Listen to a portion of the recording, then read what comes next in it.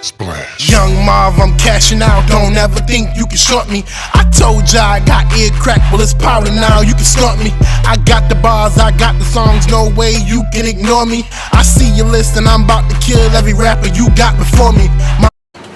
What's good, folks? It's me checking in. It's your boy Marv.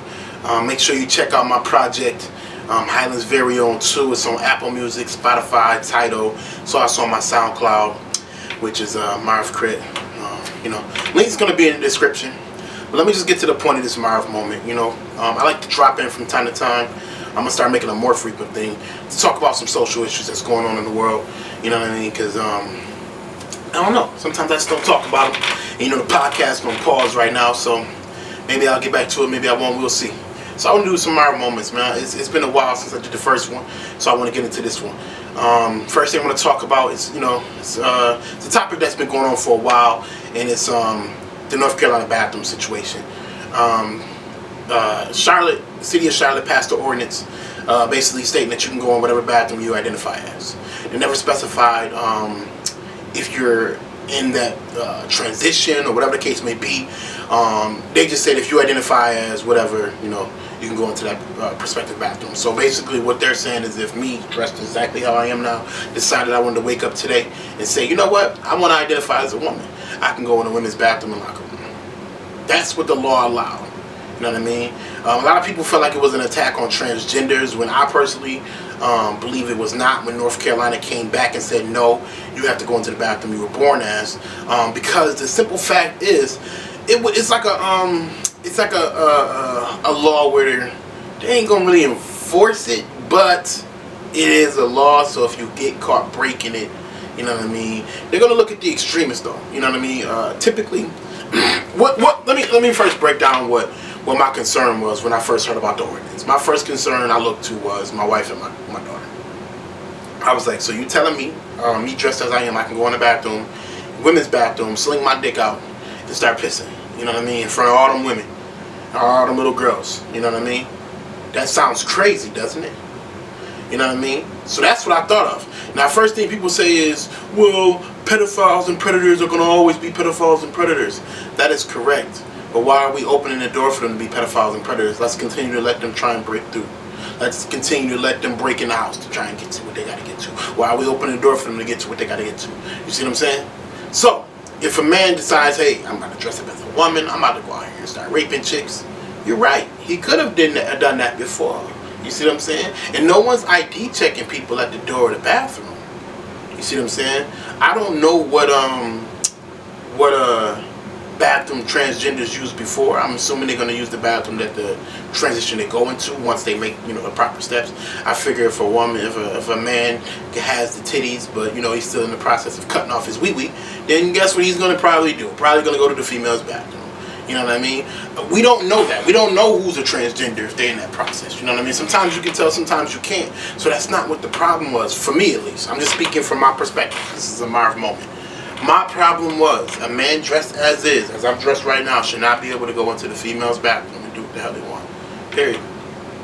I don't care what y'all say. I don't have no problem with transgenders. It's not about them. They can continue going to the bathroom they were before the law was made. I don't care. Do your thing. I'm not concerned about transgenders being predators. I'm concerned about predators being predators, and I'm not going to continue, and I'm not going to agree with opening the door for them to be even more of a predator than they already are. You see what I'm saying? That's crazy to me. That's crazy.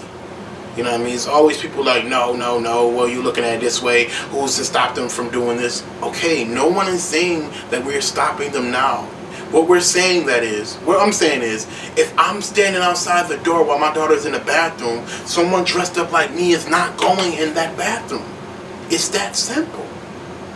The law, the ordinance that Charlotte passed would have allowed that to happen. If I was standing out, say when that ordinance passed, right? I was outside the bathroom. My daughter's in the bathroom. A guy dressed just like me, whatever the case may be, decides he wants to use the women's bathroom because, that's what he identifies as today. The law would have allowed him to do that. No, I'm sorry. Can't let that fly. You're not pulling your dick out in front of my daughter, dog. I'm sorry. In front of my wife. No, it's not happening. It's not happening.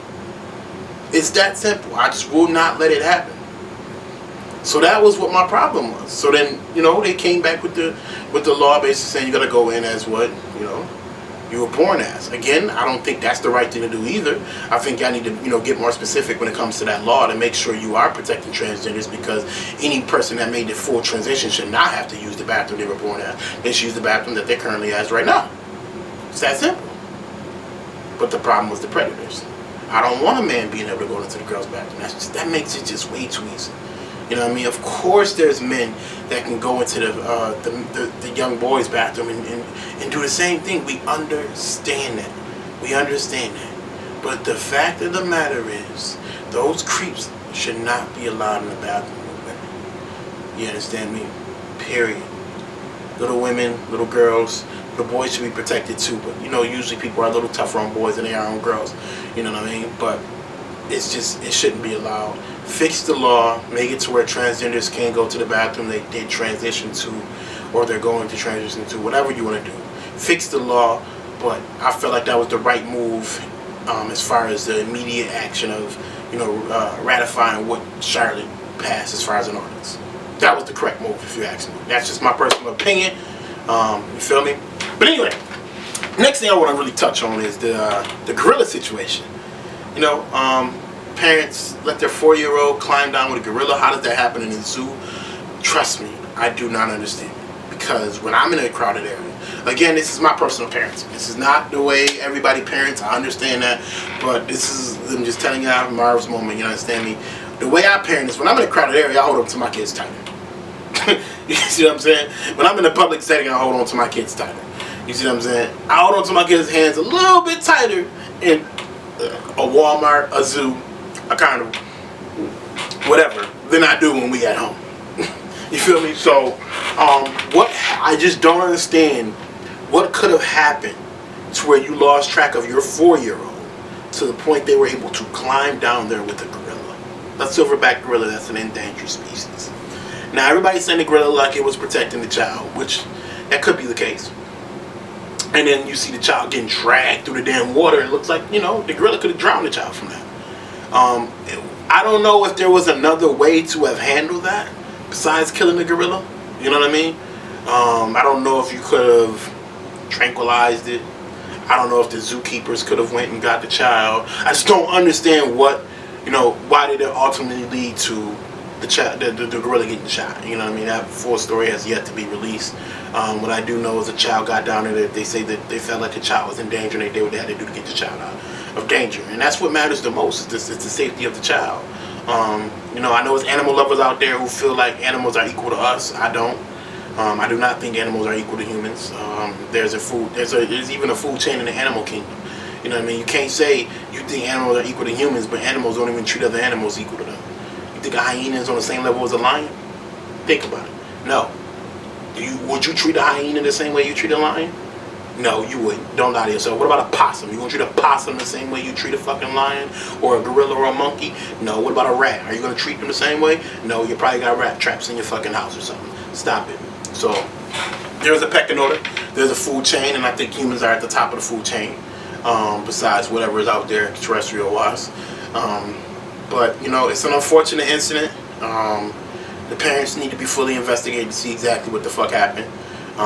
It's unfortunate gorilla had to die, because there may have been moments where the gorilla may have been trying to protect the child, and then it did look like moments where the gorilla was, making the child a little bit of danger. You know what I mean? We don't know. We handle our children differently than the way gorillas handle their children, and that's maybe just the way the gorilla handle their children. So, again, it's an unfortunate incident, but at the end of the day, the child's safety is what was most important, and they did what they had to do to make sure they ensured that. This is a Marv moment.